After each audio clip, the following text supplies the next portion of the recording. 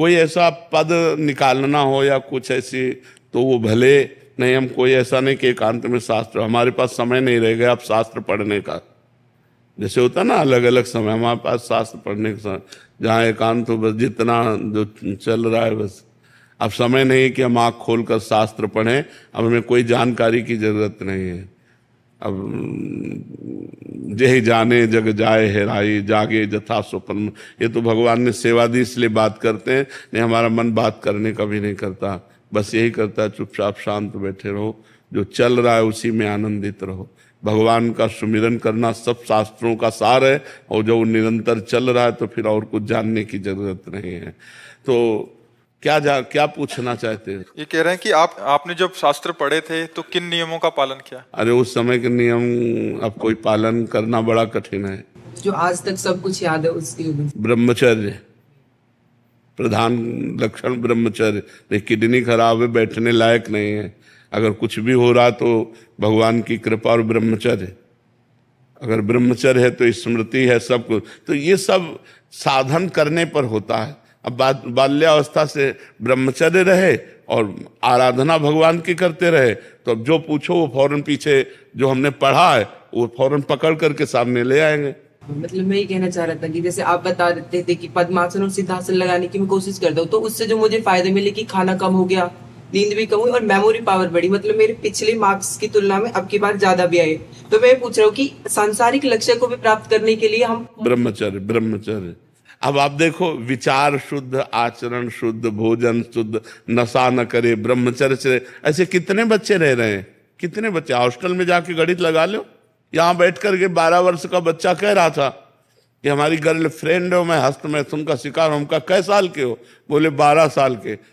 अब 12 साल का बच्चा की गर्ल फ्रेंड हो, हस्त मैथुन का शिकार, यही बोला था।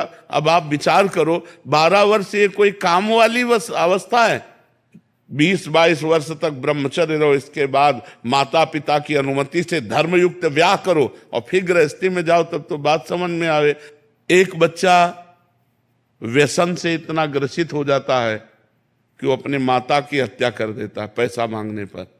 एक बच्ची इतनी डिस्टर्ब हो जाती कि उस आत्महत्या कर लेती। ये सब क्या चल रहा है समाज के? जब सुनो तो उन्हीं सब बातों को देखकर कहते हैं आप सब सुधरो, नशा मत करो, जब तक ब्याह ना हो तब तक ब्रह्मचर्य से रहो। मित्रता करना पाप नहीं है, व्यभिचार करना पाप है। दोस्त बनाना पाप नहीं है, लेकिन दोस्ती में गंदगी लाना पाप है। ऐसी दोस्ती मत करो, ये दोस्ती तुम्हारे जीवन के लिए घातक होगी, तुम्हारे लिए हानिकारक होगी। देखो, जब हमारी इंद्रियां चंचल हो जाती हैं तब फिर वो एक जगह टिकती नहीं है, सबको ही देख लो। तो आप लोग आए हो संत समागम के लिए तो गंदगी छोड़ो, बुरे आचरण छोड़ो। इनमें कभी शांति नहीं है, इनमें कभी सुख नहीं है। वो तत्कालिक अनुभव होता है, परिणाम उनका बड़ा हानिकारक भयानक होता है। इसलिए अच्छे बच्चे बनो, अच्छे गृहस्थ बनो, अच्छे समाज सेवी बनो, जिससे मनुष्य जीवन का लाभ प्राप्त हो। मनुष्य जीवन सूकर कुकर की तरह भोग करके नष्ट कर देना नहीं है, संयम से चलकर भगवान को प्राप्त करना है। ये मनुष्य जीवन भगवत प्रसन्नता के लिए मिला है। पीयूष जी, सूरत। राधे राधे महाराज जी। महाराज जी, सादर चरण स्पर्श। महाराज जी, प्रार्थना करते समय द्वंद्व में रहता हूं। एक मन ईश्वर के सामने धन की लालसा करता है, दूसरा कहता है ईश्वर से धन की लालसा जैसी छोटी लालसा मत कर, जो मिलेगा सबसे अच्छा होगा। महाराज जी ऐसा? हाँ, उत्तम बात तो है, लेकिन जब हमें आवश्यकता है, हम भगवान को अपना मानते हैं, तो हम भगवान से प्रार्थना कर सकते हैं। भगवान ने गीता जी में 4 प्रकार के भक्त स्वयं बताए हैं। एक है अर्थार्थी, जो भगवान से अर्थ चाहता है। एक है आर्त, जो भगवान से संकट निवृत्ति चाहता है। एक है जिज्ञासु, जो भगवान को जानना चाहता है। एक है ज्ञानी, जो भगवान को जान चुका है, जो भगवत स्वरूप हो चुका है। तो 4 प्रकार के भक्त। इसमें केवल भगवान से चाहना है। हम प्रयत्न कर रहे हैं, कर्तव्य कर रहे हैं, लेकिन भरोसा भगवान पर है, वो हमें देंगे। ये मांगना कोई दोष नहीं है, क्योंकि भगवान ने स्वीकार किया है।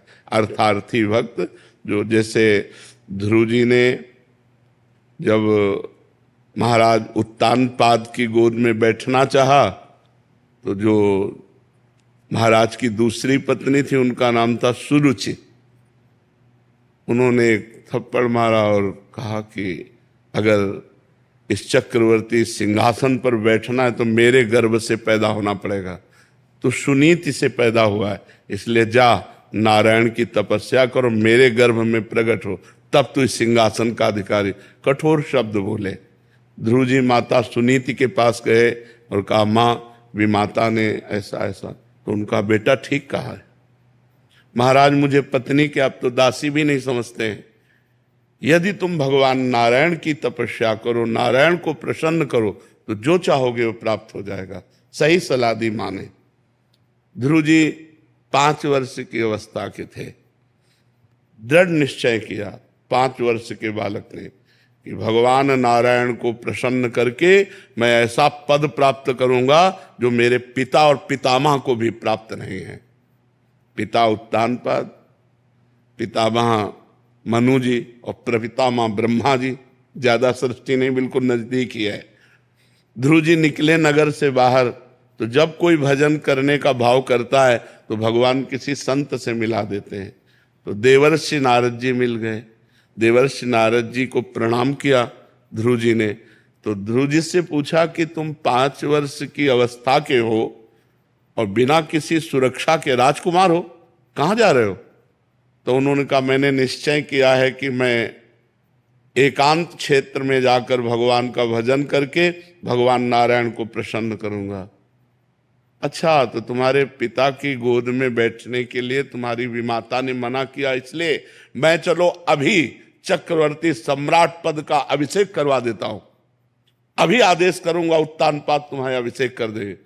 ध्रुव जी ने विचार किया, अभी तो भजन किया नहीं, अभी तो भजन करने के लिए कदम बढ़ाया, तो जिनकी गोद में बैठने के लिए हमें झिड़क दिया गया, उस सिंहासन पर अधिकार हमें देवर्षि नारद जी के वचन कौन काट सकता है?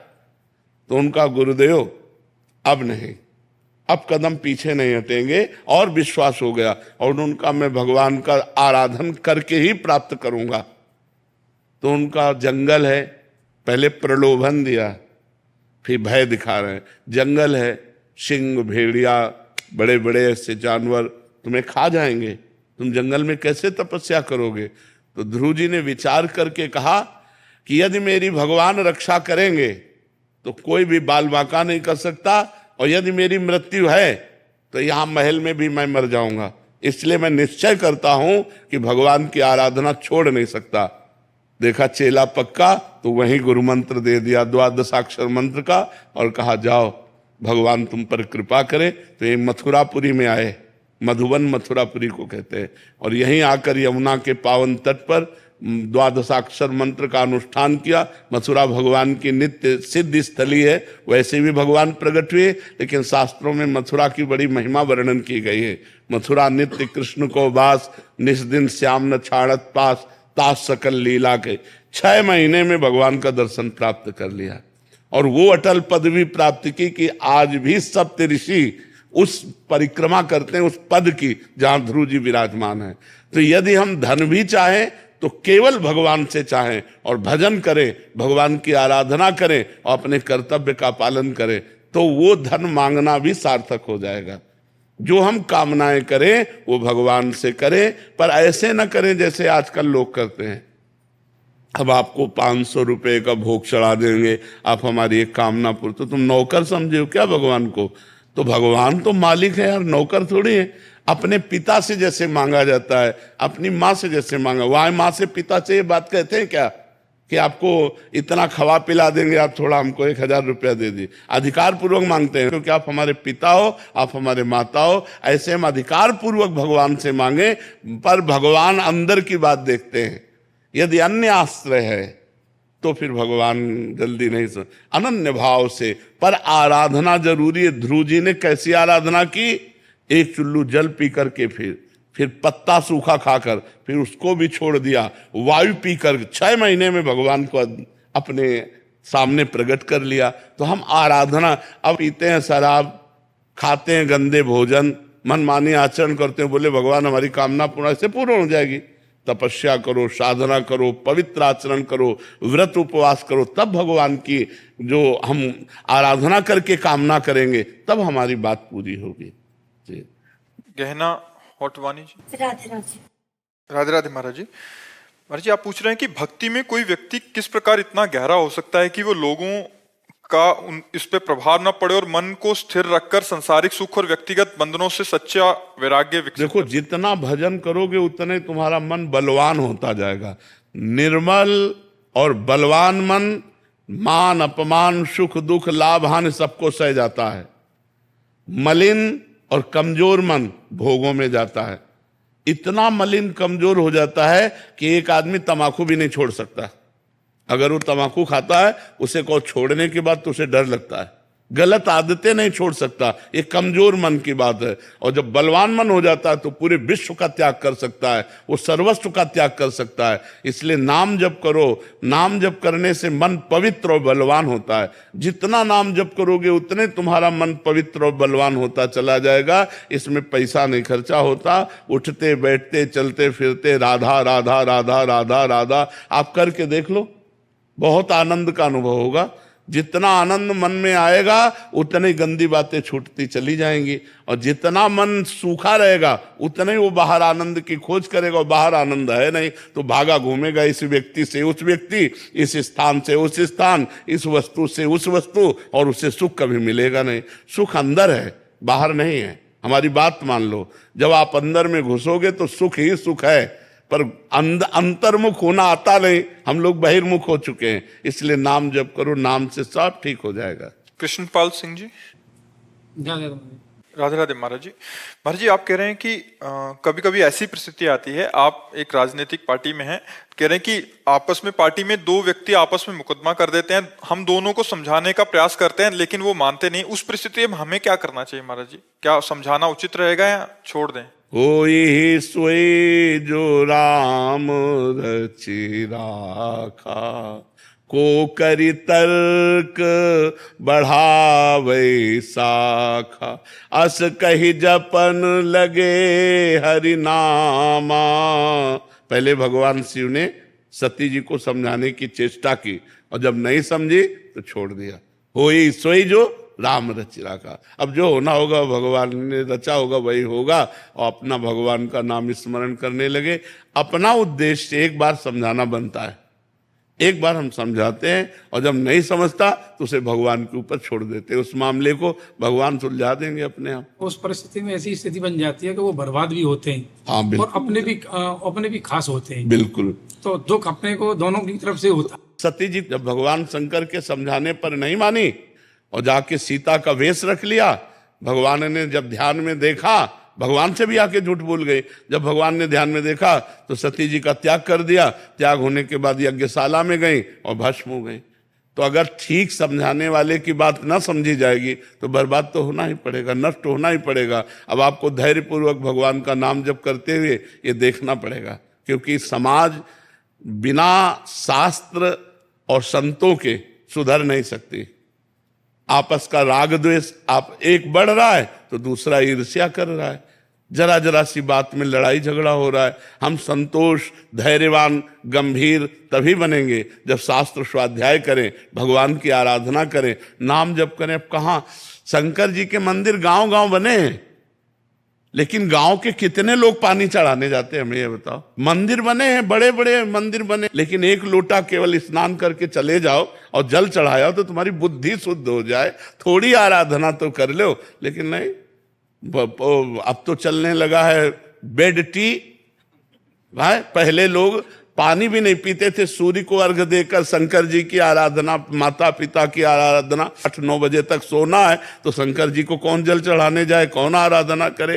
तो भाई इसीलिए बुद्धि शुद्ध कैसे रहेगी, बुद्धि कैसे शुद्ध रहेगी? और जब आप आराधना नहीं करेंगे तो निश्चित नशा करेंगे, ये पक्की बात है। अगर भगवत आराधना नहीं करेंगे तो किसी न किसी व्यसन के अधीन हो जाएंगे, और व्यसन जिसके जीवन में तो बर्बादी तो है ही है। कोई ऐसा बिरला ही होगा जो इन नशों से बच करके हमारी समाज सेवा करना चाहे। कोई बिरला ही ऐसा होगा जो इन व्यसनों को ना करे, पराई माता बहनों की तरफ गंदी दृष्टि न रखे और फिर समाज सेवा करे। सन्नी खंडेलवाल जी, जयपुर। श्री हरिवंश महाराज जी। महाराज जी राधे राधे। महाराज जी, श्री जी भी हमें प्यार करती हैं, ये हमें कैसे पता चलेगा? उनकी हम पर नजर है, ये कैसे पता चलेगा? जब खूब नाम जप करोगे,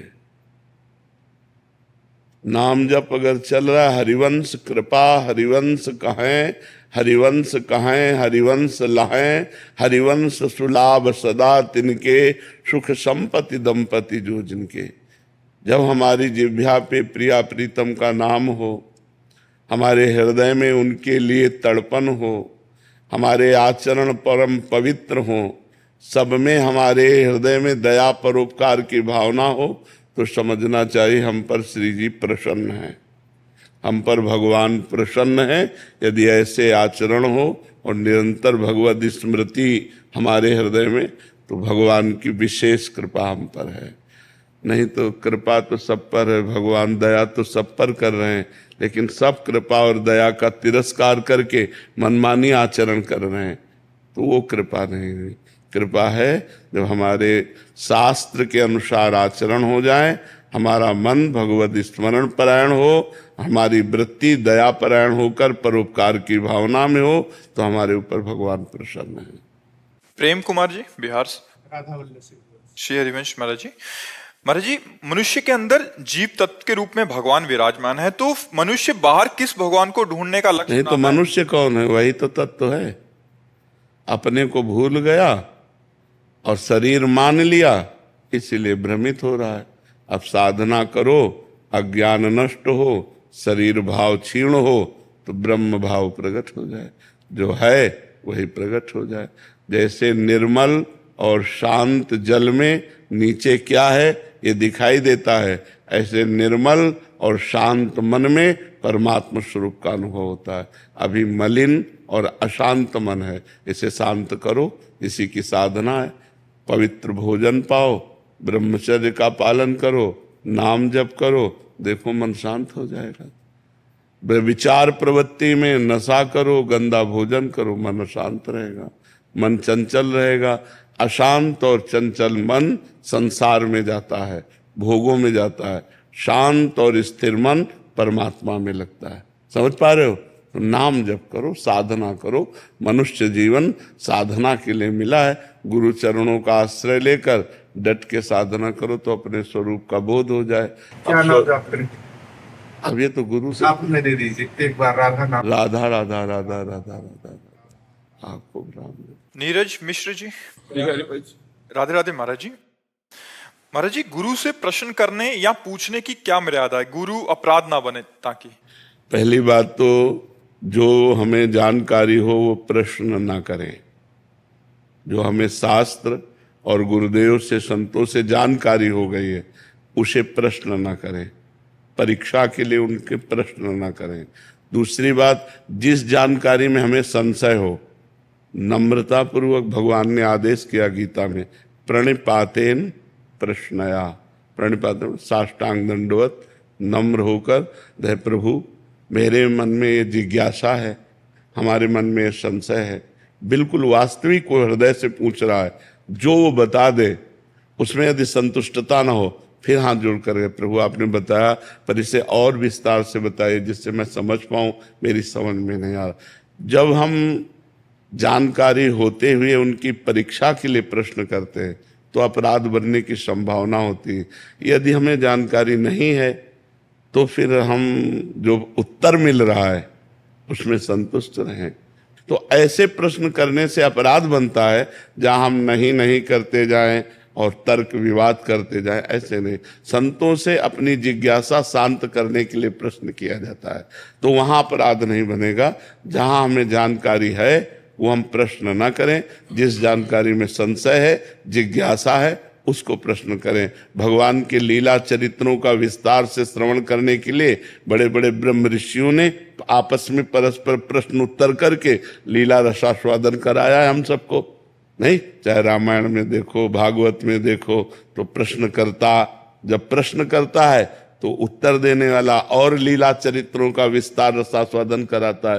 तो या तो सिद्धांत जनित प्रश्न हो या लीला चरित्र संबंधी प्रश्न हो, अन्य फालतू प्रश्न नहीं होने चाहिए संतों की सभा में। नहीं तो कहीं ना कहीं अगर हम केवल भगवान की चर्चा करें तो कभी कोई हमारी जबान नहीं पकड़ सकता, लेकिन जब हम भगवान की चर्चा से नीचे उतरते हैं, क्योंकि समाज में जो व्यवस्थाएं चल रही हैं, तो जब वो प्रश्न आते हैं, जैसे आज देखो ये बॉयफ्रेंड गर्लफ्रेंड चला है, ये गंदी बातें चली हैं, ये हमारे समाज के लिए बहुत हानिकारक है। एक गृहस्थ जीवन, देखो आप गलत हो लेकिन आप गलत पत्नी नहीं चाहोगे, वो गलत है लेकिन वो गलत पति नहीं चाहेगा। फिर गलती रखो क्यों? जब तुम्हें शुद्ध पत्नी चाहिए तो तुम शुद्ध पति बनो, तुम्हें शुद्ध पति चाहिए तो शुद्ध पत्नी बनो। शुद्ध का मतलब होता है केवल व्यभिचार से नहीं, आचार शुद्ध आपके, कोई नशा नहीं करते, आचरण शुद्ध आपके, विचार शुद्ध आपके, तब आप एक बढ़िया गृहस्थ बन पाओगे। कितना सुंदर है, विवाह के पहले ब्रह्मचर्य रहो। अब 12-12, 14-14 वर्ष के बच्चे हैं, मोबाइल के कारण अपने ब्रह्मचर्य का नाश कर रहे हैं, गंदी बातें देखकर, गंदी बातें सुन के। तो हमें लगता है कि यदि हम अपने मनुष्य जीवन को सार्थक करना चाहते हैं तो कोई व्यसन न करें और व्यभिचार न करें और पवित्र जीवन व्यतीत करें, तो उसमें भक्ति आ जाएगी, ज्ञान आ जाएगा, सब आ जाए। अब भक्ति ज्ञान कहाँ से आवे जब हम गलत भोजन कर रहे हैं, गलत संग कर रहे हैं, गलत विचार रख रहे हैं, गलत आचरण कर रहे हैं, तो कहाँ से आएगा? तो अगर आप लोग सुधरें, आप लोग अच्छे, तो हमारी समाज सुधर गई, हमारा भारत सुधर गया। अब आप शराब पिए पड़े हैं किसी नाली के किनारे, या शराब पिए घर में जा रहे हैं, उसी शराब पीने वाले 100-150 रुपया की हरी सब्जी ले जाओ, फल फूल ले जाओ, तो पूरा परिवार बढ़िया खाए पिए आनंद से रहे। तो अच्छे आचरण सीखने के लिए तो संतों के पास आयो, और काहे के लिए आयो? शास्त्र सम्मत अच्छे आचरण सीखने के लिए संतों के पास जाया जाता है, बुराइयों का त्याग और अच्छाइयों को ग्रहण करना। प्रीति जी, नोएडा जी। महाराज जी, सच्ची शांति पाने के लिए मन को बदलना जरूरी है, परिस्थिति को बदलना जरूरी? नहीं, परिस्थिति तो कभी नहीं बदल सकती। परिस्थितियों के बदलने से कभी शांति नहीं मिलती। शांति मिलती है श्रद्धावान लभते ज्ञानम तत्परा संयतेन्द्रिया ज्ञानम लब्ध्वा पराम शांति मचिरेणाधिगच्छति। जब आप श्रद्धा करोगे संत और शास्त्रों में, उससे जो ज्ञान प्राप्त होगा, अपनी इंद्रियों को गलत विषयों से हटाओगे, तब तुम्हें शुद्ध ज्ञान प्राप्त होगा। उसी शुद्ध ज्ञान से शांति मिलती है परिस्थितियों से। तो परिस्थिति नहीं बदली जा सकती, अपना मन बदला जा सकता है। मन यदि परमात्मा में लगा है तो शांत और आनंदित रहेगा। खूब शरीर स्वस्थ है, परिस्थिति अच्छी है, लेकिन मन यदि संसार में लगा रहेगा तो अशांत रहेगा, क्योंकि वो दो ही जगह लगेगा, रागात्मक या द्वेषात्मक। और रागात्मक भी मायामय है और द्वेषात्मक भी मायामय है। राग और द्वेष में मन लगा हुआ कभी शांत नहीं होता। मन जब परमात्मा में लगता है तभी शांत होता है। इसलिए राम कृष्ण हरि जो नाम प्रिय हो, खूब नाम जप करो, बार बार मन को संसार से हटा के प्रभु के नाम में लगाओ, देखो शांति ही शांति मिल जाएगी, हर परिस्थिति में शांति मिल जाएगी। नंदिनी सारस्वत जी। राधे राधे महाराज जी। महाराज जी, अगर हम सारे अच्छे कर्म करते हैं परंतु भगवान में विश्वास नहीं रखते तो क्या ये गलत है? क्या हमें इसका पाप लगेगा? नहीं, पाप तो नहीं लगेगा, लेकिन आपको अच्छे कर्म का पुण्य मिलेगा, कल्याण नहीं होगा। दो ही कर्म होते हैं, बुरे कर्म पाप, अच्छे कर्म पुण्य। पुण्य का फल चंद सुख माइक, लेकिन भगवान पर विश्वास करते हैं और भजन करते हैं तो भगवान अविनाशी हैं, उनका भजन अविनाशी है। आपको अखंड प्रसन्नता, अखंड सुख की प्राप्ति होगी। बिना भगवान के विश्वास और भजन के तो जीवन मृत जीवन है।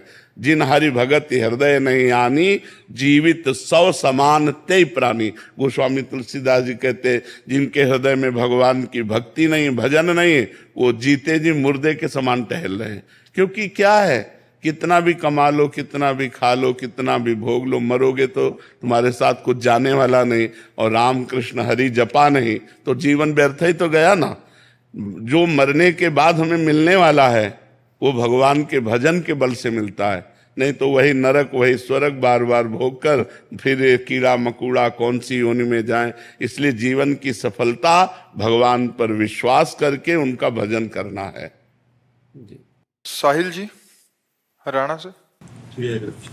श्री हरिवंश महाराज जी। महाराज जी, मैं एक कॉलेज स्टूडेंट हूं और अपने आखिरी पड़ाव में होने के कारण मेरा पूरा समय पैसे कमाने अथवा नौकरी आदि के बारे में सोचता रहता है। इस मन को सांसारिक धन क्या सोचने मात्र से धन मिल जाएगा? उसके लिए कर्तव्य करना होगा। कर्तव्य हमें सही मिले जिससे धन कमा सके, इसमें भगवान की कृपा की आवश्यकता होगी। इसलिए नाम जप करो, भगवान से प्रार्थना करो। केवल सोचते सोचते तो जो वो ऐसे नहीं, फिर सब सोची तो रहे। किसकी सोच पूरी होती है? सोच उसी की पूरी होती है जिसके पास पावर होता है। पावर कौन? आध्यात्मिक पावर, भागवतिक पावर, भगवान का पावर। सही बात तुमसे कहते हैं, 10 का खर्चा होगा, 21 तुम्हारी जेब में होंगे यदि भगवान का भजन करोगे। इष्टा में कि 10 खर्चा करो और 11 में संतुष्ट रहो। ऐसे भगवान है कृपालु। अगर उनकी शरण लोगे तो सोच ही खत्म हो जाएगी और आनंदित हो जाओगे। न सोचते न कांक्षते। और ऐसे सोचते रहोगे तो डिप्रेशन में पहुंच जाता है आदमी। सोचा ही तो है, थोड़ा निगेटिव सोच आ गई तो डिप्रेशन में पहुंच जाता है। अभी पॉजिटिव है तो कंट्रोल में है। ज्यादा ओवर थिंकिंग जीवन को नष्ट करने वाली होती है। बार बार विचित्र प्रकार की सोचों में फंसता चला जाए आदमी तो वो बहुत कमजोर हो जाता है। इसलिए इस सोच को नाम में लगाओ और खूब पढ़ाई पढ़ो और नौकरी आदि के लिए प्रयासरत रहो। भगवान की प्रार्थना करो कि कोई ऐसा अवसर दें, कोई ऐसी जगह लगा दें जिससे अर्थ की प्राप्ति हो, तो बढ़िया बात बन जाएगी। महाराज जी, प्रश्न ये था कि मतलब जो सांसारिक अर्थ कमाने की वो रहती है मन में, उसको भागवतिक नाम जप रूपी अर्थ कमाने में कैसे लगा? जबरदस्ती लगाना पड़ेगा बच्चा। अगर हम जवान से जपेंगे तो धीरे धीरे मन भी पकड़ लेगा। अगर हम मन से जपना चाहेंगे तो नहीं जप पाएंगे। आज हमारा मन मलिन है, आज हमारा मन बहिर्मुख है, हमें जबरदस्ती प्रयास करना पड़ेगा। काउंटर रखो, रखते हो काउंटर? बैग में रखा है अंदर। काउंटर बैग वाली चीज है, वो तो जेब में अंगुली वाली चीज है। ऐसे रखा, वो तो अंगुली में रखा जाता है। अगर 5 मिनट टाइम मिला तो हम 10 बार राधा राधा बोलेंगे, 20 बार राधा राधा बोलेंगे, ऐसे कमाया जाता है। ओवर टाइम मिला तो हम बात कर रहे हैं, खाली समय राधा राधा, फिर बात कर रहे हैं, फिर राधा राधा। वो बहुत बढ़िया काउंटर से नाम जप होता है। माला में तो थोड़ा लंबा दिखने में भी आता है, काउंटर में तो और मतलब गुप्त रहता है कि मान लो आपको शर्म लगे या ऐसा गुप्त करना चाहो तो काउंटर में अंगूठी की तरह पहने और चल रहा है नाम। तो नाम जप में रुचि करो। महाराज जी, ऐसे लगता है जैसे मतलब कॉलेज में पहन के चले जाते हैं ना, तो वैसे तो ऐसे रहता है छुपा हुआ ही, लेकिन ऐसे लगता है कोई देखेगा तो ऐसा तो यही कहेगा कि भगवान का बहुत बड़ा भगत है। ये ऐसा तो नहीं कहेगा कि चोर है, यही तो कहेगा बड़े भगत बनते हो यार, बहुत काउंटर से जपते हो। तो भगत ही तो कहेगा, बुरा तो नहीं कहेगा। देखो, आप अपने कॉलेज में रहते हो, आप हमें बताओ कितने ऐसे बच्चे हैं जो काउंटर से नाम जप करते हैं? कहाँ हैं? पर ये बहुत अच्छे बच्चे हैं जो नाम जप करके जो भगवत मार्ग में चलना चाहते हैं। अपने को बचाओ बच्चा, ये गंदी बातों से ठीक नहीं, घर बिगड़ जाते हैं, परिवार का परिवार नष्ट हो जाते हैं। देखो हम बताएं, जब अपने प्यार को छुपा के रखा जाता है, सजा के रखा जाता है, और जब किसी पुरुष से फिर प्यार होता है तो आजीवन निर्वाह होता है। और जब उस प्यार को बिखेर दिया जाता है तो फिर पति से प्यार नहीं हो पाता है। ये जो प्यार बिखेरना है ना आज का समाज में, प्यार को फैला दिया और प्यार की दुर्दशा हो गई, अब वो बात नहीं ठीक। अपने प्यार को बचाओ और जब ब्याह हो जाए तब आप धर्म से फिर गृहस्थी का पालन करो। पहले ब्रह्मचर्य से रहो, पहले नियम से रहो। अच्छा, कोई भी उन्नति प्राप्त करने के लिए इसकी जरूरत है, चाहे लौकिक उन्नति हो चाहे आध्यात्मिक उन्नति हो। यदि आपका चरित्र भ्रष्ट है तो आप किसी लायक नहीं हो। हमारी बात को समझो कि ऐसे पुरुषों को भी चाहिए कि अर्धांगिनी का मतलब होता है हमारा हृदय। पत्नी को चाहिए कि पति को भगवत स्वरूप और वो अपना प्राण माने, तभी गृहस्थी धर्म चलता है। वैसे एक पक्ष से तो नहीं चलता, ताली एक पक्ष से नहीं बजती, दोनों से बजती है। हमें लगता है धर्म से चलो, किसी तरह जीवन पवित्र निर्वाह कर ले जाओ। ये जो गंदी बातें चली है ये ठीक नहीं, हमारे समाज के लिए बहुत हानिकारक है। तो हमें लगता है थोड़ी मोड़ी प्रतिकूलता सहकर अपने परिवार को सजाना चाहिए, परिवार को उजाड़ना नहीं चाहिए। विकास शर्मा जी, राधे राधे महाराज जी।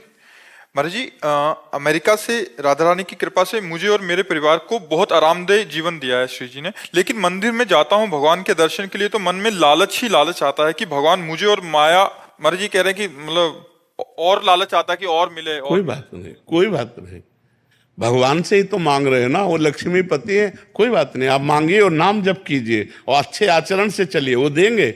वो अगाध संपन्न है, जैसे समुद्र है ना अथाह है, ऐसे भगवान के पास अगाध संपन्नता है, श्री संपन्न है, लक्ष्मीपति हैं। वो चाहे जितना दे दें सब छोटा थोड़ा ही होता है। तो आप मांगो, हम मांगने के निषेध नहीं करते, पर खूब भजन करो, अच्छे आचरण करो, पवित्र आचरण करो, कोई नशा न करो, भगवान से मांगो, जरूर देंगे। वो मालिक हैं, वो पिता है, मांगना चाहिए। जिसको आवश्यकता हो भगवान से ही मांगे, चोरी हिंसा छल कपट ना करे। तो भगवान ने अपना भक्त ही कहा है, अर्थार्थी भगवान का भक्त होता है। भगवान ने अर्थार्थी, आर्त, जिज्ञासु और ज्ञानी 4 प्रकार के भक्त बनाए, तो अर्थार्थी उसमें भक्त आता है। आप भगवान से मांगो और खूब नाम